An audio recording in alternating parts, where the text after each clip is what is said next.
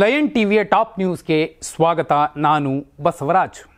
ಆರಂಭದಲ್ಲಿ ಧರ್ಮಸ್ಥಳ ಪ್ರಕರಣಕ್ಕೆ ಸಂಬಂಧಪಟ್ಟಂತೆ ಚಿನ್ನಯ್ಯನಿಂದ ಮ್ಯಾಜಿಸ್ಟ್ರೇಟ್ ಕೋರ್ಟ್ನಲ್ಲಿ ಮ್ಯಾಜಿಸ್ಟ್ರೇಟ್ ಎದುರಲ್ಲಿ ಏನು ಹೇಳಿಕೆ ದಾಖಲಿಸಿಕೊಳ್ಳುವಂತಹ ಮೂರನೇ ಹಂತದ ಮತ್ತು ಕೊನೆ ಹಂತದ ಪ್ರಕ್ರಿಯೆ ಮುಗಿದಿರುವಂಥದ್ದು. ಮೇನ್ ಸ್ಟ್ರೀಮ್ ಮಾಧ್ಯಮಗಳು ಸಾಕಷ್ಟು ವಿಚಾರ ಹೇಳ್ತಿವೆ.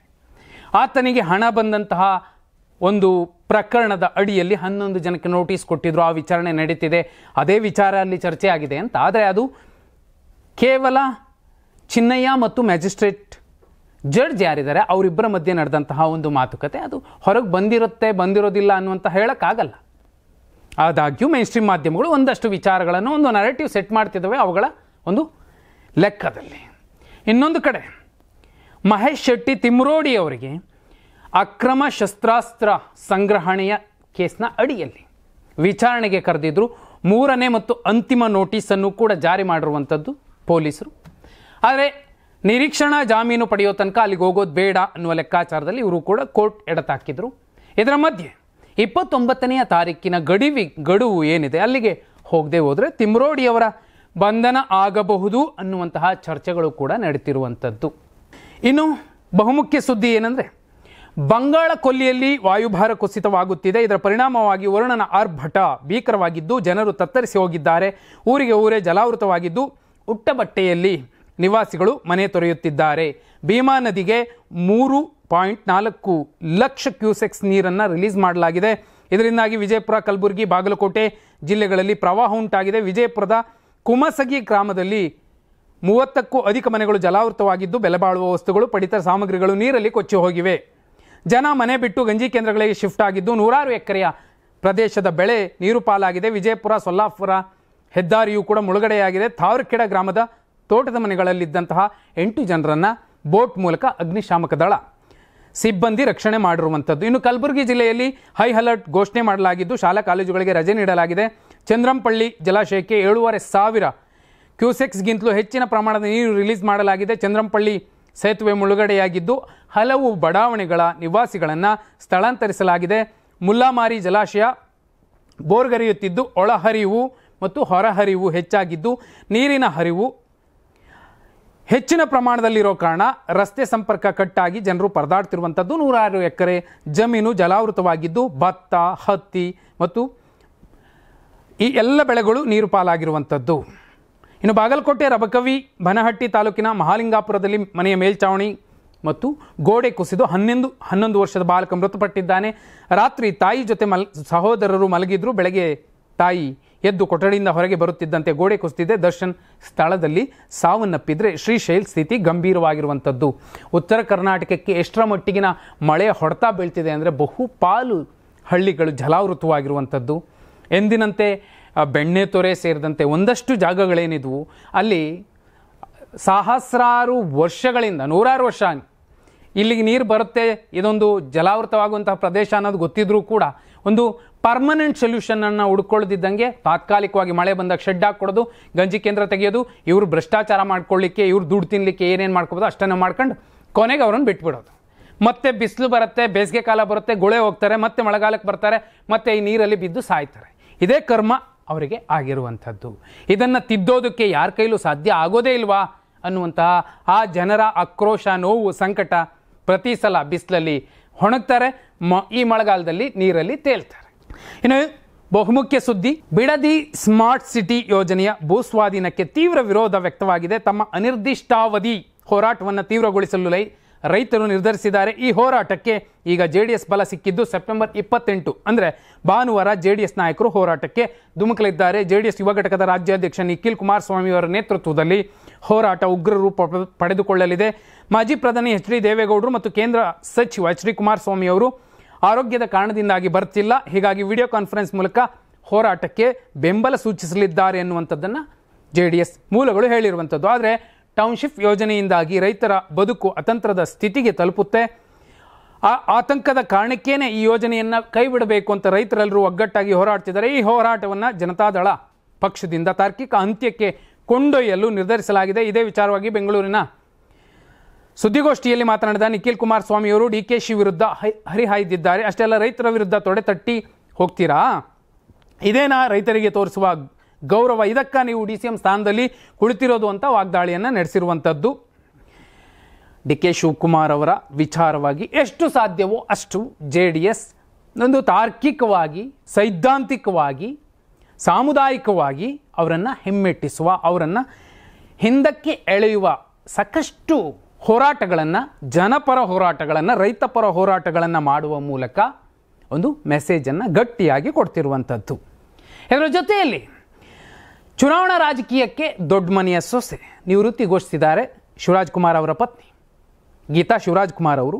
ಶಿವಮೊಗ್ಗ ಜಿಲ್ಲಾ ಕಾಂಗ್ರೆಸ್ ಮಹಿಳಾ ಘಟಕದ ಅಧ್ಯಕ್ಷರ ಅಧಿಕಾರ ಸ್ವೀಕಾರ ಕಾರ್ಯಕ್ರಮದಲ್ಲಿ ಒಂದು ಭಾಗಿಯಾಗುವ ಮೂಲಕ ಒಂದು ಮೆಸೇಜನ್ನು ಕೊಟ್ಟಿರುವಂಥದ್ದು. ಇನ್ನು ಮುಂದೆ ನಾನು ಯಾವುದೇ ಚುನಾವಣೆಯಲ್ಲಿ ಸ್ಪರ್ಧೆ ಮಾಡುವುದಿಲ್ಲ ಅಂತ ಘೋಷಣೆ ಮಾಡಿದ್ದಾರೆ. ನಿಮ್ಮೆಲ್ಲರ ಜೊತೆಗೆ ನಿಂತಿರುತ್ತೇನೆ, ಮುಂದಿನ ಚುನಾವಣೆಗೆ ಬಂದು ಕ್ಯಾಂಪೇನ್ ಮಾಡ್ತೀನಿ, ಪಕ್ಷ ಸಂಘಟನೆಯಲ್ಲಿ ತೊಡಗಿಕೊಳ್ತೇನೆ, ಯಾವಾಗ ಕರೆದ್ರೂ ಕೂಡ ಬರ್ತೀನಿ ಅಂತ ಗೀತಾ ಶಿವರಾಜ್ ಕುಮಾರ್ ಅವರು ಹೇಳಿರುವಂಥದ್ದು. ತಮ್ಮ ತಂದೆ ಬಂಗಾರಪ್ಪನವರ ರಾಜಕೀಯ ಕರ್ಮಭೂಮಿಯಲ್ಲೇ ಚುನಾವಣಾ ರಾಜಕೀಯಕ್ಕೆ ಗೀತಾ ಶಿವರಾಜ್ ಕುಮಾರ್ ಅವರು ನಿವೃತ್ತಿ ಘೋಷಿಸಿರುವಂತಹ ಈ ವಿಚಾರ 2028 ಮತ್ತು 33 ಈ ಎರಡೂ ಚುನಾವಣೆಗಳಲ್ಲಿ ಶಿವಮೊಗ್ಗದ ಮಟ್ಟಿಗೆ ಬಹುದೊಡ್ಡ ಕ್ಷಿಪ್ರ ಕ್ರಾಂತಿ ಅಥವಾ ಬಹುದೊಡ್ಡ ಧ್ರುವೀಕರಣಗಳಾಗ್ತಾವೆ ಅನ್ನೋದಕ್ಕೆ ಇದು ವೇದಿಕೆಯಾಗಿದೆ. BJPಯ ಒಬ್ಬ ಪ್ರಭಾವಿ ನಾಯಕ ಕೂಡ, ಒಬ್ಬ ಅಲ್ಲ 3 ಪ್ರಭಾವಿ ನಾಯಕರು BJP ತೊರೆದು ಕಾಂಗ್ರೆಸ್ಗೆ ಸೇರ್ತಾರೆ. ಈ ಹಿಂದೆ ಬಂಗಾರಪ್ಪ ಅವರ ಒಂದು ಸುವರ್ಣಯುಗ ಹೇಗಿತ್ತು ಕಾಂಗ್ರೆಸ್ನ ಮಟ್ಟಿಗೆ ಶಿವಮೊಗ್ಗದಲ್ಲಿ, ಆ ಸುವರ್ಣಯುಗ ಮತ್ತೆ ಬರುತ್ತೆ ಅನ್ನುವಂತಹ ಲೆಕ್ಕಾಚಾರಗಳು ಕಾಂಗ್ರೆಸ್ ಪಾಳ್ಯದಲ್ಲಿ, ಅದರಲ್ಲೂ DK ಶಿವಕುಮಾರ್ ಅವರ ಬಣದಲ್ಲಿ ಚರ್ಚೆ ಆಗ್ತಿರುವಂಥದ್ದು. ಇನ್ನು ಬಹುಮುಖ್ಯವಾಗಿ ಇಡೀ ರಾಜ್ಯ ಜಾತಿಗಣತಿಯ ಗುಂಗಲಿರುವಾಗಲೇ ಆಪರೇಷನ್ BPL ಕಾರ್ಡ್ ಶುರುವಾಗಿದೆ. ರಾಜ್ಯದಲ್ಲಿ 13 ಲಕ್ಷ ಅನರ್ಹ BPL ಕಾರ್ಡ್ಗಳಿವೆಯಂತೆ. ಹೀಗಂತ ಉಡುಪಿಯಲ್ಲಿ ಆಹಾರ ಸಚಿವ KH ಮುನಿಯಪ್ಪ ಅವರು ಹೇಳಿದ್ದಾರೆ.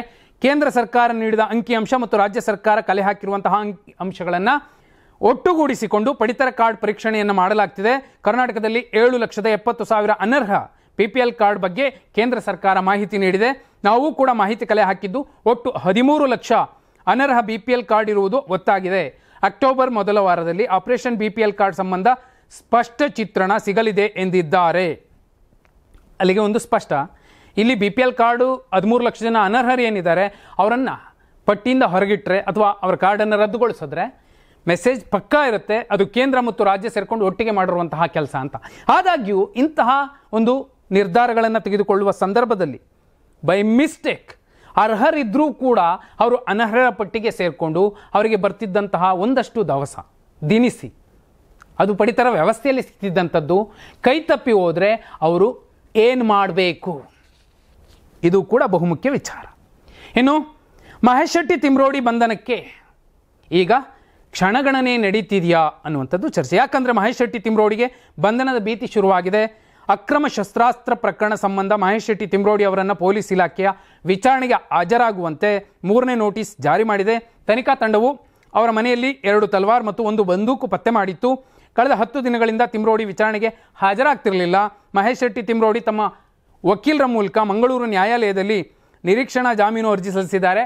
ಅವರ ಆದೇಶದ ನಿರೀಕ್ಷೆಯಲ್ಲಿದ್ದಾರೆ. ನಿರೀಕ್ಷಣಾ ಜಾಮೀನು ಅರ್ಜಿಗೆ ಪಬ್ಲಿಕ್ ಪ್ರಾಸಿಕ್ಯೂಟರ್ ಸೆಪ್ಟೆಂಬರ್ 27ರಂದು ಆಕ್ಷೇಪಣೆ ಸಲ್ಲಿಸಲು ಸಮಯ ಕೋರಿದ್ರು. ಈ ಹಿನ್ನೆಲೆಯಲ್ಲಿ ನ್ಯಾಯಾಧೀಶರು ಆಕ್ಷೇಪಣೆ ವಿಚಾರಣೆಯನ್ನು ಸೆಪ್ಟೆಂಬರ್ 30ಕ್ಕೆ ಮುಂದೂಡಿದ್ದಾರೆ. ಸದ್ಯ ಮಹೇಶ್ ಶೆಟ್ಟಿ ತಿಮ್ರೋಡಿ ಅವರು ಆಕ್ಷೇಪಣೆಗೆ ಸಲ್ಲಿಕೆ ಮಾಡಿದ್ರೂ ಕೂಡ ಕಾಲಾವಕಾಶ ಕೋರಿರುವಂಥದ್ದು. ಕಾಲಾವಕಾಶ ಕೋರಿದ್ದಕ್ಕೆ ಸೆಪ್ಟೆಂಬರ್ 30ಕ್ಕೆ ಮುಂದೂಡಿದ್ದಾರೆ. ಹಾಗಾಗಿ ಸೆಪ್ಟೆಂಬರ್ 30ಕ್ಕೆ ತಿಮ್ರೋಡಿ ಅವರ ಕೇಸ್ ಯಾವ ಹಂತಕ್ಕೆ ತಲುಪಲಿದೆ, ಯಾವೆಲ್ಲ ವಿಚಾರಣೆಗಳ ಬಳಿಕ ಏನು ತೀರ್ಪು ಬರಲಿದೆ ಅನ್ನೋದನ್ನು ಸದ್ಯ ಕಾದು ನೋಡಬೇಕಿದೆ. ಈ ಕೇಸ್ ಅವರ ನಿರೀಕ್ಷಣಾ ಜಾಮೀನು ಕೋರ್ಟ್ನಲ್ಲಿರೋ ಕಾರಣ ಬಂಧನದ ಲೆಕ್ಕಾಚಾರಗಳು ಸ್ವಲ್ಪ ಹಿಂದರಿಯುತ್ತವೆ. ಈಗ ಬಂಧನ ಮಾಡೇ ಬಿಡ್ತಾರೆ ಅಂತ ಹೇಳಲಿಕ್ಕಾಗೋದಿಲ್ಲ. ಯಾಕಂದರೆ ಅದೇ ಕೇಸ್ಗೆ ಅವರು ನಿರೀಕ್ಷಣಾ ಜಾಮೀನು ಪಡೆಯಲಿಕ್ಕೆ ಕೋರ್ಟ್ಗೆ ಹೋಗಿರುವಂಥದ್ದು. ಕೋರ್ಟ್ ಕೂಡ 30ನೇ ತಾರೀಕು ತನಕ ಸಮಯ ಕೊಟ್ಟಿರುವಂಥದ್ದನ್ನು ನೋಡಿದಾಗ ಎಲ್ಲೋ ಒಂದು ಕಡೆ ಬಂಧನದ ಭೀತಿ ತೀರಾ ವಿರಳ ಎಂದೇ ಸ್ಪಷ್ಟವಾಗಿ ಹೇಳಬಹುದು. ಅದಲ್ಲದೆ ತಲವಾರ್ ಮತ್ತು ಏರ್ ಗನ್ ಇಟ್ಟುಕೊಳ್ಳುವ ವಿಚಾರವಾಗಿ ಇತ್ತೀಚೆಗೆ ನ್ಯಾಯ ಸಮಾವೇಶ ಏನು ಫ್ರೀಡಂ ಪಾರ್ಕಲ್ಲಿ ಆಯಿತು, ಅಲ್ಲಿ ಅತ್ಯಂತ ಸ್ಪಷ್ಟವಾಗಿ ವಕೀಲರು, ಖ್ಯಾತ ವಕೀಲರು ಹೇಳಿದ್ದು ಅಂಥ ದೊಡ್ಡ ಕೇಸ್ ಏನು ಆಗಿರಲಿಲ್ಲ ಇದು. ಆದಾಗ್ಯೂ ಕೂಡ ಎಲ್ಲೋ ಒಂದು ಕಡೆ ಸೌಜನ್ಯಪರ ಹೋರಾಟ ಮಾಡ್ತಿರುವಂತಹ ಮಹೇಶ್ ಶೆಟ್ಟಿ ತಿಮ್ರೋಡಿ ಅವರನ್ನು ಒಂದು ಇಕ್ಕಟ್ಟಿಗೆ ಸಿಲುಕಿಸಬೇಕು ಅನ್ನುವಂತಹ ಪ್ರಭಾವಗಳ ಕಾರಣಕ್ಕೆ ಎಲ್ಲೋ ಪೊಲೀಸರು ಈ ಕೆಲಸಕ್ಕೆ ಇಳಿದಿರಬಹುದು ಅನ್ನುವಂತಹ ಗಂಭೀರ ಆರೋಪ ಮಾಡಿದರು. ಇದರ ಸತ್ಯಾಸತ್ಯತೆಯನ್ನು ಆ ವಕೀಲರುಗಳೇ ಹೇಳಬೇಕು. ಆದರೆ ಮೇಲ್ನೋಟಕ್ಕೆ ನೋಡಿದಾಗ ಮಹೇಶ್ ಶೆಟ್ಟಿ ತಿಮ್ರೋಡಿ ಅವರು ಜಗ್ತಿಲ್ಲ ಬಗ್ತಿಲ್ಲ, ಹೋರಾಟಕ್ಕೆ ನಿಂತೇ ಇದ್ದಾರೆ. ಆದಾಗ್ಯೂ ಒಂದು ಸಲ ಬಂಧನ ಆದಾಗ ಅವ್ರಿಗೆ ಎಷ್ಟು ಜನಬೆಂಬಲ ಇದೆ ಅನ್ನೋದು ಗೊತ್ತಾಗಿತ್ತು. ಎರಡನೇ ಸಲ ಬಂಧನ ಆದರೆ ಏನಾಗುತ್ತೆ, ಜನಬೆಂಬಲ ಎಷ್ಟಿರುತ್ತೆ, ಬೇರೆ ಬೇರೆ ರೀತಿಯ ಹೋರಾಟಗಳು ಬೇರೆ ಬೇರೆ ಕಡೆ ಈಗ ನಡೀತಿರೋ ಸಂದರ್ಭದಲ್ಲಿ ಅಲ್ಲೂ ಕೂಡ ಅಂಥ ಹೋರಾಟ ಆಗುತ್ತಾ, ಆಕ್ರೋಶ ದೊಡ್ಡದಿದೆ. ಆದರೆ ಪೊಲೀಸರು ಅಚ್ಚುಕಟ್ಟಾಗಿ ತನಿಖೆ ನಡೆಸ್ತಿದ್ರೆ SIT ತನಿಖಾಧಿಕಾರಿಗಳು ಇನ್ನೂ ಸಮಗ್ರವಾದ ತನಿಖೆಯನ್ನು ಮಾಡ್ತಿದ್ದಾರೆ ಅನ್ನೋದಕ್ಕೆ ಒಂದೊಂದೇ ಡೆವಲಪ್ಮೆಂಟ್ಸ್ ಸಾಕ್ಷಿಯನ್ನು ನುಡಿತಿರುವಂಥದ್ದು.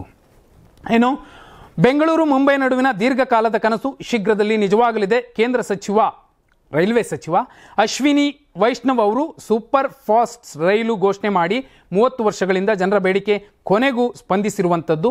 ಈ ಘೋಷಣೆಯೊಂದಿಗೆ ಕರ್ನಾಟಕದ ಜನತೆಗೆ ಸಂಸದ ತೇಜಸ್ವಿ ಸೂರ್ಯ ಅವರು ಗುಡ್ ನ್ಯೂಸ್ ಕೊಟ್ಟಿರುವಂಥದ್ದು. ಇದುವರೆಗೂ ಈ ಮಾರ್ಗದಲ್ಲಿ ಉದ್ಯಾನ್ ಎಕ್ಸ್ಪ್ರೆಸ್ ಮಾತ್ರ ಸಂಚರಿಸುತ್ತಿತ್ತು.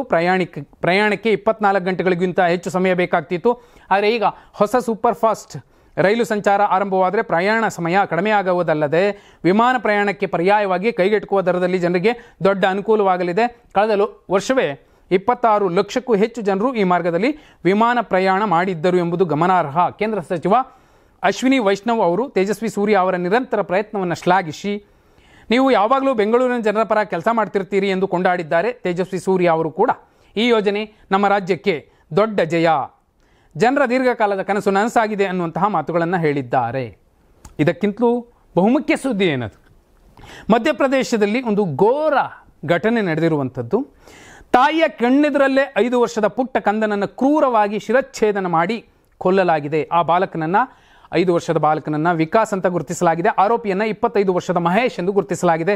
ಮಹೇಶ್ ಬೈಕ್ನಲ್ಲಿ ಖಾಲು ಸಿಂಗ್ ಎಂಬುವವರ ಮನೆಗೆ ಬಂದು ಏಕಾಏಕಿ ಒಳನುಗ್ಗಿದ್ದಾನೆ. ಆಶ್ಚರ್ಯಕರ ಎನ್ನುವ ರೀತಿಯಲ್ಲಿ ಮನೆ ಎದುರು ಆತನನ್ನು ಎಂದಿಗೂ ನೋಡಿರಲಿಲ್ಲ, ಯಾರೂ ಕೂಡ ಮನೆಯವರು ನೋಡಿರಲಿಲ್ಲ. ಮನೆಯೊಳಗೆ ನುಗ್ಗಿದ ಮಹೇಶ್ ಅಲ್ಲಿ ಬಿದ್ದಿದ್ದ ಹರಿತವಾದ ಗುದ್ದಲಿಯನ್ನು ಎತ್ತಿಕೊಂಡು ಪುಟ್ಟ ವಿಕಾಸ್ನ ಮೇಲೆ ದಾಳಿ ನಡೆಸಿದ್ದಾನೆ. ಕ್ಷಣಾರ್ಧದಲ್ಲಿ ಬಾಲಕನ ಶಿರಚ್ಛೇದನವಾಗಿರುವಂಥದ್ದು. ಬಳಿಕ ಭುಜಕ್ಕೂ ಗುದ್ದಲಿಯಿಂದ ಹೊಡೆದಿದ್ದಾನೆ. ಬಾಲಕನ ದೇಹ ಛಿದ್ರವಾಗಿದೆ. ಮಗನನ್ನು ರಕ್ಷಿಸಲು ಧಾವಿಸಿದ್ದ ತಾಯಿ ಗಂಭೀರವಾಗಿ ಗಾಯಗೊಂಡಿದ್ದಾರೆ. ಈ ಭೀಕರ ದೃಶ್ಯವನ್ನು ಕಂಡ ಸ್ಥಳೀಯರು ಕೋಪಗೊಂಡು ಆರೋಪಿಯನ್ನು ಹಿಡಿದು ತೀವ್ರವಾಗಿ ಥಳಿಸಿದ್ದಾರೆ. ತೀವ್ರ ಗಾಯಗೊಂಡ ಮಹೇಶ್ನನ್ನು ಪೊಲೀಸರು ಆಸ್ಪತ್ರೆಗೆ ಸಾಗಿಸುತ್ತಿದ್ದರೂ ಕೂಡ ಮಾರ್ಗ ಮಧ್ಯೆಯೇ ಆತ ಮೃತಪಟ್ಟಿದ್ದಾನೆ. ತೀರಾ 5 ವರ್ಷದ ಹುಡುಗನನ್ನು ಗೊದ್ಲಿ ತಗೊಂಡು ಕೊಚ್ಚಾಕ್ತಾನೆ ಅಂದರೆ ಅವನು ಯಾವ ಸೀಮೆಯ ಮನುಷ್ಯ, ಅವನು ಮೃಗಕ್ಕಿಂತ ಕಡೆ. ಅಂಥವನನ್ನು ಹಿಡಿದು ನೋಡಿ, ಆದಾಗ್ಯೂ ಕೂಡ ಅಲ್ಲಿ ಜನ ಆಕ್ರೋಶದಿಂದ ಹೊಡೆದಿರ್ತಾರೆ. ಪೊಲೀಸರು ತಮ್ಮ ಕೆಲಸ ಮಾಡೋದಕ್ಕೆ ಟ್ರೈ ಮಾಡಿದ್ದಾರೆ. ಮಾರ್ಗ ಮಧ್ಯೆಯಲ್ಲಿ ಆತ ಸತ್ತೋಗಿದ್ದಾನೆ. ಆದರೆ ಆ ಪುಟ್ಟ ಮಗು, 5 ವರ್ಷದ ಮಗು ಏನು ಮಾಡಿರುತ್ತೆ ಆತನಿಗೆ? ಯಾವುದೋ ಕೌಟುಂಬಿಕ ವಿಚಾರಗಳಿಗೋ ಬೇರೆ ಯಾವುದೋ ದ್ವೇಷವನ್ನು ತಗೊಂಡು ಆ ಪುಟ್ಟ ಮಕ್ಕಳ ಮೇಲೆ ತೋರಿಸುವಂಥದ್ದು ಯಾವ ಸೀಮೆಯ ಪೌರುಷ? ನಾಚಿಕೆ ಆಗಬೇಕು. ಇನ್ನು ಬಹುಮುಖ್ಯ ಸುದ್ದಿ ಮತ್ತು 8ನೇ ಸುದ್ದಿ, ಭಾರತ ಮತ್ತು ಪಾಕಿಸ್ತಾನ ಕ್ರಿಕೆಟ್ ಲೋಕದ ಸಾಂಪ್ರದಾಯಿಕ ಎದುರಾಳಿಗಳು 41 ವರ್ಷಗಳ ಏಷ್ಯಾ ಕಪ್ ಇತಿಹಾಸದಲ್ಲಿ ಇದೇ ಮೊದಲ ಬಾರಿಗೆ ಫೈನಲ್ನಲ್ಲಿ ಮುಖಾಮುಖಿ ಆಗ್ತಿದ್ದಾರೆ. ಭಾನುವಾರ 8 ಗಂಟೆಗೆ ದುಬೈ ಅಂತಾರಾಷ್ಟ್ರೀಯ ಕ್ರೀಡಾಂಗಣದಲ್ಲಿ ನಡೆಯಲಿರುವ ಈ ಮಹಾ ಮುಖಾಮುಖಿ ಕ್ರಿಕೆಟ್ ಅಭಿಮಾನಿಗಳನ್ನು ಸೂಜಿಗಲ್ಲಿನಂತೆ ಆಕರ್ಷಿಸುತ್ತಿದೆ. ಗುಂಪು ಹಂತ ಮತ್ತು ಸೂಪರ್ 4 ಹಂತದ ಎಲ್ಲ 6 ಪಂದ್ಯಗಳಲ್ಲಿ ಗೆದ್ದು ಸೂರ್ಯಕುಮಾರ್ ಯಾದವ್ ಅವರ ನಾಯಕತ್ವದ ಭಾರತ ಅಜೇಯ ದಾಖಲೆಯೊಂದಿಗೆ ಫೈನಲ್ ಪ್ರವೇಶಿಸಿದ್ದು, ಪಾಕಿಸ್ತಾನ ತನ್ನ 6ನೇ ಫೈನಲ್ಗಾಗಿ ಹೋರಾಡ್ತಿದೆ. ಕಳೆದ 2 ಪಂದ್ಯಗಳಲ್ಲಿ ಪಾಕಿಸ್ತಾನ ವಿರುದ್ಧದ ಮ್ಯಾಚ್ನಲ್ಲಿ ಪ್ರಾಬಲ್ಯ ಸಾಧಿಸಿರುವಂತಹ ಭಾರತ ಪ್ರಶಸ್ತಿಗೆ ನೆಚ್ಚಿನ ತಂಡ ಆಗಿರುವಂಥದ್ದು. ಮತ್ತೊಂದೆಡೆ ಹಿಂದಿನ ಸೋಲುಗಳ ಸೇರು ತೀರಿಸಿಕೊಳ್ಳಲು ಪಾಕಿಸ್ತಾನ ಬಾಯಾರಿಕೆಯಿಂದ ಎದುರು ನೋಡುತ್ತಿದೆ. ಭಾರತೀಯ ಆಟಗಾರರ ಹಸ್ತಲಾಘವ ನಿರಾಕರಣೆಯಿಂದಲೇ ಆಕ್ರೋಶಗೊಂಡಿರುವ ಪಾಕಿಸ್ತಾನ ತಂಡ ಈ ಬಾರಿ ಪ್ರಶಸ್ತಿ ಗೆದ್ದು ಭಾರತಕ್ಕೆ ಆಘಾತ ನೀಡಲು ಬಯಸಿರಬಹುದು. ಆದರೆ ಎಲ್ಲ ವಿಭಾಗಗಳಲ್ಲಿಯೂ ಬಲಿಷ್ಠವಾಗಿರುವಂತಹ ಟೀಮ್ ಇಂಡಿಯಾಕ್ಕೆ ತಕ್ಕ ಪ್ರತ್ಯುತ್ತರ ಕೊಡುವಂತಹ ತಾಕತ್ತು ಇದೆ ಅಂತ ಅಭಿಮಾನಿಗಳು ಕಾದು ಕೂತಿದ್ದಾರೆ. ನೋ ಡೌಟ್ ಫೈನಲ್ಲಲ್ಲೂ ಕೂಡ ಇಂಡಿಯಾನೇ ಗೆಲ್ಲಬೇಕು. ಪಾಕಿಸ್ತಾನ ಅವರು ಹಸ್ತಲಾಘವ ಮಾಡಲಿಲ್ಲ ಅನ್ನುವಂಥದ್ದೇ ಬಹುದೊಡ್ಡ ಚರ್ಚೆ ಆಗ್ತದೆ. ಆ ನಂತರದ ಮ್ಯಾಚ್ನಲ್ಲಿ ಒಬ್ಬ ಮೂರ್ಖ ಕ್ರಿಕೆಟಿಗ, ಪಾಕಿಸ್ತಾನದ ಕ್ರಿಕೆಟಿಗ ಯಾವ ರೀತಿ ವರ್ತಿಸ್ದ, ಹಾಫ್ ಸೆಂಚುರಿ ಹೊಡೆದು ಎಲ್ರಿಗೂ ಗೊತ್ತಿರುವಂತಹ ವಿಚಾರ. ಏನೇ ಇರಬಹುದು, ಏಷ್ಯಾ ಕಪ್ ಇಂಡಿಯಾ ಗೆಲ್ಲಬೇಕು ಕೂಡ, ಅದೇ ನಮ್ಮ ಆಶಯ. 9ನೇ ಸುದ್ದಿ, ವಿಶ್ವಸಂಸ್ಥೆಯ ಸಾಮಾನ್ಯ ಸಭೆಯ 80ನೇ ಅಧಿವೇಶನದಲ್ಲಿ ಪಾಕಿಸ್ತಾನ ಪ್ರಧಾನಿ ಶಹಬಾಜ್ ಶರೀಫ್ ವಿವಾದಾತ್ಮಕ ಭಾಷಣ ಮಾಡಿ ಭಾರತವನ್ನು ಟೀಕಿಸಿದ ಹಿನ್ನೆಲೆಯಲ್ಲಿ ಭಾರತವು ತೀವ್ರ ತಿರುಗೇಟು ನೀಡಿದೆ. ಶಹಬಾಜ್ ಶರೀಫ್ ಅವರು ಭಾರತ ಪಾಕಿಸ್ತಾನ ಯುದ್ಧದ ವೇಳೆ ಅಮೆರಿಕ ಅಧ್ಯಕ್ಷ ಡೊನಾಲ್ಡ್ ಟ್ರಂಪ್ ಮಧ್ಯಪ್ರವೇಶಿಸದಿದ್ದರೆ ಘೋರ ಯುದ್ಧ ಉಲ್ಬಣವಾಗ್ತಿತ್ತು. ಟ್ರಂಪ್ ಶಾಂತಿ ಪ್ರಿಯ ವ್ಯಕ್ತಿ, ಅವರಿಗೆ ನೊಬೆಲ್ ಶಾಂತಿ ಪ್ರಶಸ್ತಿ ನೀಡಬೇಕು ಎಂದು ಪ್ರಸ್ತಾಪಿಸಿದರು. ಇದೇ ಸಂದರ್ಭದಲ್ಲಿ ಭಾರತದ ವಿರುದ್ಧ ಪಾಕಿಸ್ತಾನ ಸೇನೆಯ ಶೌರ್ಯವನ್ನು ಹೊಗಳಿದಂತಹ ಶಹಬಾಜ್, ನಮ್ಮ ಸೇನೆ ಭಾರತೀಯ ಯುದ್ಧ ವಿಮಾನಗಳನ್ನು ಹೊಡೆದುರುಳಿಸಿತ್ತು, ನಮ್ಮ ನಗರಗಳ ಮೇಲೆ ದಾಳಿ ಮಾಡಿದಾಗ ಅದನ್ನು ತಡೆಗಟ್ಟಿದೆ ಎಂದು ಹೇಳಿದರು. ಭಾರತ ಅಪ್ರಚೋದಿತ ದಾಳಿ ನಡೆಸಿ ನಮ್ಮ ನಾಗರಿಕರನ್ನು ಗುರಿಯಾಗಿಸಿಕೊಂಡಿತ್ತು ಎಂದು ಆರೋಪಿಸಿದರು. ಈ ಹೇಳಿಕೆಗಳನ್ನು ಪಾಕಿಸ್ತಾನದ ಸೇನೆಯ ಶಕ್ತಿಯನ್ನು ತೋರಿಸಲು ಮಾಡಿದ ರಾಜಕೀಯ ಪ್ರಯತ್ನವಾಗಿತ್ತು ಅಂತ ಹೇಳಲಾಗ್ತಿದೆ. ಆದರೂ ಕೂಡ ನಾಚಿಕೆ ಆಗಬೇಕು. ಜಗತ್ತಿಗೆ ಗೊತ್ತಿದೆ ಭಾರತದ ತಾಕತ್ತೇನು, ಭಾರತ ಏನು ಮಾಡ್ತು ಅಂತ. ಅಲ್ಲಿನ ಅಣ್ವಸ್ತ್ರ ತಾಣಕ್ಕೆ ಒಂದು ಸಣ್ಣ ಗಾಯ ಆದರೆ ಏನಾಗತ್ತೆ, ಲಾಬೋ ಹೊಡ್ಕೋತಾರೆ. ತೀರಾ ಪಾಕಿಸ್ತಾನ ವಿಶ್ವದ ಎದುರಲ್ಲೂ ಕೂಡ ತಮ್ಮ ನಕಲಿ ಶೌರ್ಯವನ್ನು ತೋರಿಸೋದಕ್ಕೆ ಹೋಗಿ ನಗೆಪ್ಯಾಟ್ಲಿಗೆ ಈಡಾಗುವಂತಹ ಪ್ರಯತ್ನಗಳು ನೀವು ನೋಡ್ಬೋದು. ರಾಷ್ಟ್ರೀಯ ನಾಯಕರ, ದೈತ್ಯ ನಾಯಕರ ಎದುರಲ್ಲಿ, ರಷ್ಯಾದ ಪುಟಿನ್ ಎದುರಲ್ಲಿ, ಇದೇ ಚೀನಾದ ಸಿ ಜಿಂಗ್ಪಿನ್ ಎದುರಲ್ಲಿ ಈ ಪಾಕಿಸ್ತಾನದ ನಾಯಕರು, ಪ್ರಧಾನಿಗಳು ಅನ್ಸ್ಕೊಂಡವರು ಅವರೆಲ್ಲ ಯಾವ ರೀತಿ ಓಡಾಡ್ತಿರ್ತಾರೆ ಅಂತ. ಭಾರತದ ತಾಕತ್ತನ್ನು ಪ್ರದರ್ಶಿಸೋ ಅಗತ್ಯ ಇಲ್ಲ. ಚೀನಾ ಕೇಳಿದ್ರೂ ಹೇಳುತ್ತೆ ಭಾರತ ಏನು ಅಂತ. ಇದಾಗಿತ್ತು ಇವತ್ತಿನ ಟಾಪ್ ನ್ಯೂಸ್. ನಾಳೆ ಕೂಡ ಪ್ರಮುಖ ಸುದ್ದಿಗಳನ್ನು ತಗೊಂಡು ಸರಳವಾಗಿ ಸಮಗ್ರವಾಗಿ ವಿವರಿಸುವಂತಹ ಪ್ರಯತ್ನ ಮಾಡ್ತೀನಿ. ಧನ್ಯವಾದ. ಶುಭರಾತ್ರಿ.